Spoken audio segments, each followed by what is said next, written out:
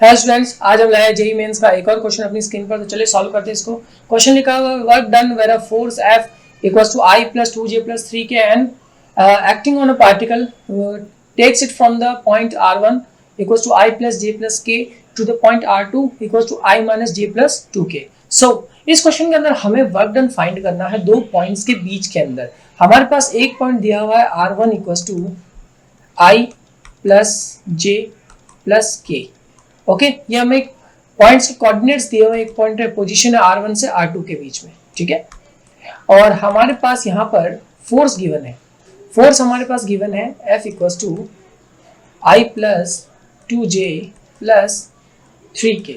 Okay, हमसे कहा work done निकाले, तो हम वर्क डन का फॉर्मूला जानते हैं। Work done equals to F dot S होता है, ये बात तो हम सब लोग जानते हैं।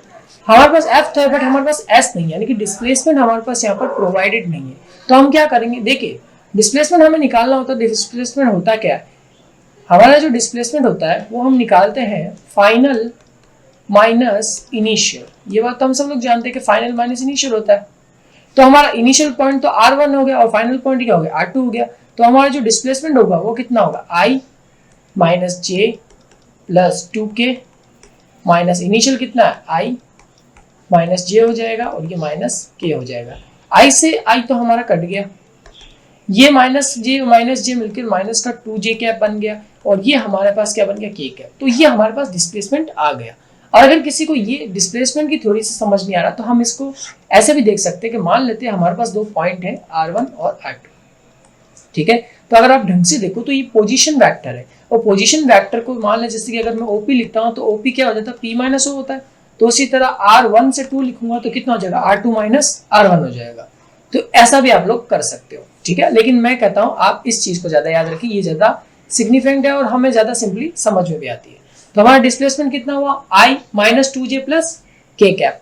तो रख देते हैं W इक्वल्स टू फोर्स हमारे पास कितनी थी, I plus 2J plus 3K cap multiply by minus 2J plus K cap.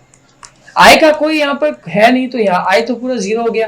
2J कितना हो गया, माइनस का 4J, सॉरी 2J कितना हो जाएगा, माइनस का 4।